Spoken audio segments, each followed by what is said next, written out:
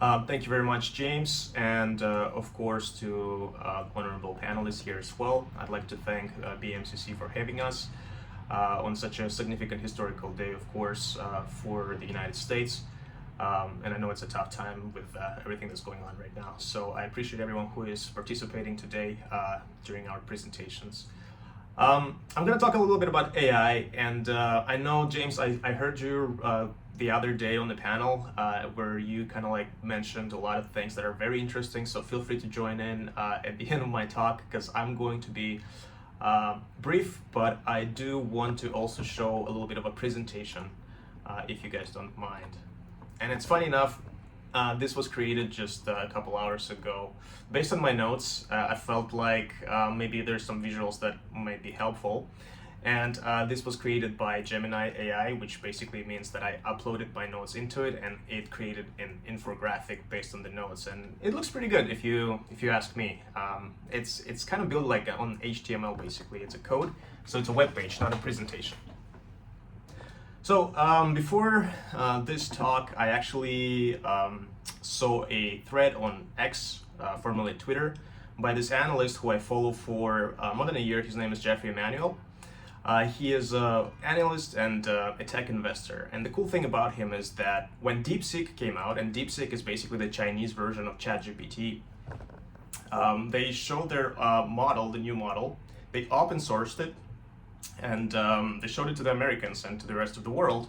And basically at that time it was on par with ChatGPT, but funny enough, the Chinese, they didn't have enough access to the GPUs, just like, for example, OpenAI have. So it was crazy for a lot of people that they were able to achieve the level of machine learning and the results, the output results, that is on par with OpenAI without actually consuming a lot of volume of the GPUs. Basically the AI compute, the brain power behind artificial intelligence. And so this guy, Jeffrey Emanuel, basically wrote this giant paper on how they actually achieved it. And long story short, they have achieved it through use of the CPUs versus the GPUs. So they use a lot of memory versus compute, and it's still, and it worked out. And the market was shocked that without the help of Nvidia chips, DeepSeek was able to achieve something like that, and it tanked Nvidia market cap by $600 billion just in one day.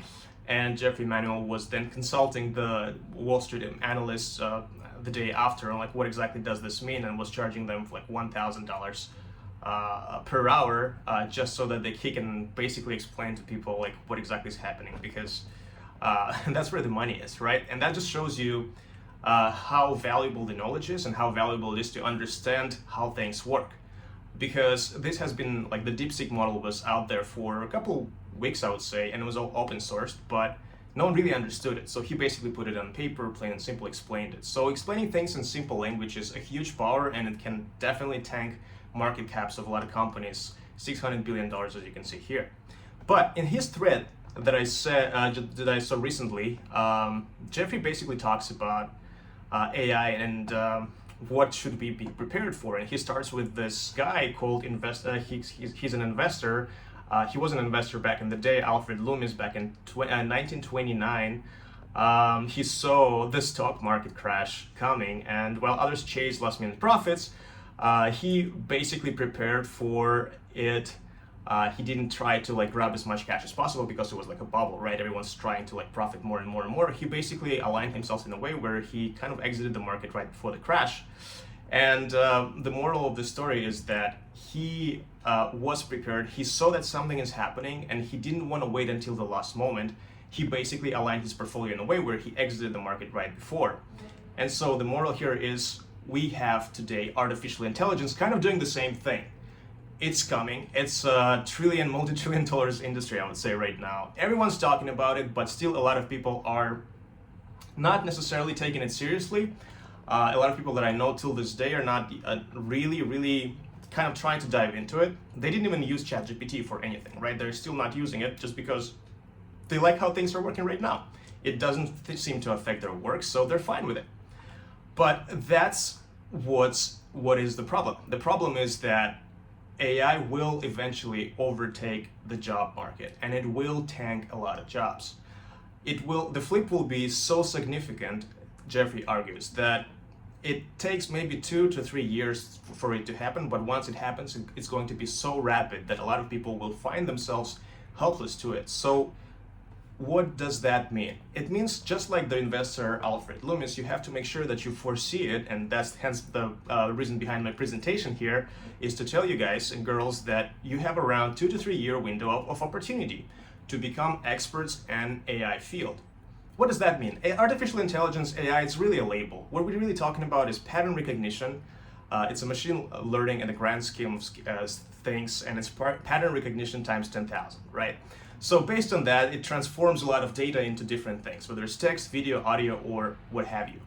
But the cool thing about it is that you don't have to be some sort of a supercomputer code genius to start using AI and aligning yourself with the industry of artificial intelligence. You can just implement AI, and you guys are students, I'm sure you're using ChatGPT to get a lot of information, maybe write some paragraphs or whatnot, but there's so many other things that you can do on a daily basis to align yourself with the world of artificial intelligence to make sure that you are prepared for that inevitable switch. So whether you're an artist, whether you're a writer, whether you're a video creator, whether you're, let's say, a presentation designer, right? Like I just created this presentation with the help of artificial intelligence in just 2 minutes, right? You have to start inserting artificial intelligence tools in your daily workflow wherever you can, just to make sure when that moment comes and the job market will flip on itself, you are there and you're aligned and you have that competitive edge. Now, okay, this is a cybersecurity presentation. Let's talk about how cybersecurity and AI interact.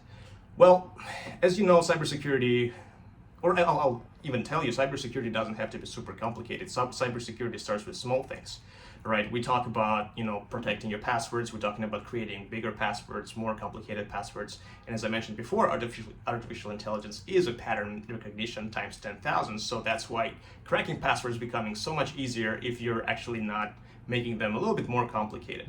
So we're talking about identity theft, phishing scams, malware. These are classic scams that you see on the internet. Now, because artificial intelligence scales things so rapidly, it can basically multiply these scams by 4x, 5x, 10x, and you have to be protected. You have to make sure your family is protected. So that is why you have to make sure that your skills are on par with what's happening in the world of scams right now. And that's why basically you have to kind of involve yourself with cybersecurity plus AI. So let me just kind of explain what does it mean. It's a powerful engine driving future innovation, but cyber education is the seatbelt and the steering wheel, right? So AI is just this rocket, and it just goes nuts. It goes just non-stop up. Every week there's an update. There's a market cap swinging $600 billion up and down. So it's unstoppable, but you do have to have protection. And that's why cyber education is your seatbelt. It protects you from bigger risks, and it enables safe AI use, right? So you have to understand both, and understanding both is the key to navigating the road ahead.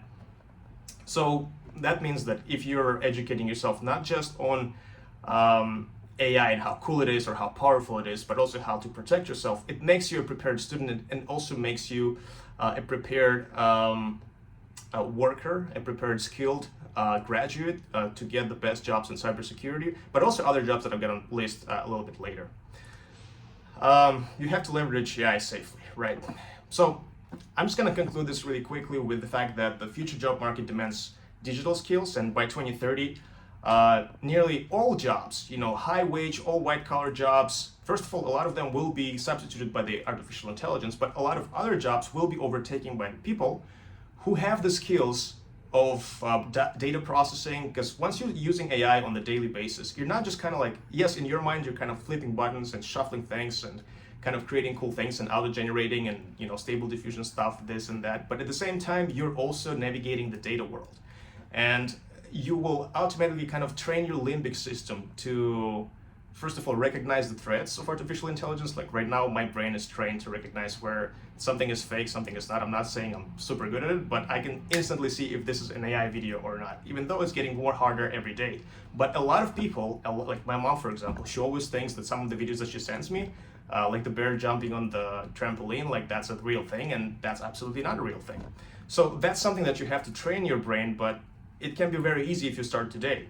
So you have to make sure that you have AI proficiency, and it will make you stand out will make you a standout candidate for any job in the field, whether it's a business or computer science. So here we have some jobs that will be requiring this really soon: cybersecurity proficiency, AI and machine learning literacy, data analytics, cloud computing basics, digital collaboration tools. All of those things are something that you will be getting, I would say, introduced to in this workshop, but at the same time, something that you can go out there and learn yourself through using AI every day with something that you already do on the day-to-day basis. So it's not necessarily trying to learn something new, but something that you do every day. Just try to do it through the help of artificial intelligence. Machine learning transformers, we have ChatGPT, we have Gemini, we have Replit, we have a lot of things that you can do. So it's out there for you to take. So your action plan is the following: the future isn't waiting. Again, you have 2 to 3 years to really align yourself and to be sure that you have that competitive advantage, right? So you have to start building these skills, these critical skills today. What you have to do is to join the cyber workshop here, experiment with AI securely, and of course connect skills to your major. Again, it's all about synergies, and it's all about, I would say, having fun with it. Don't look at it as some sort of a chore. Look at it as, I would say, an accelerator to your personal interests. But that's about it. Thank you for your attention, everybody. And that concludes my presentation.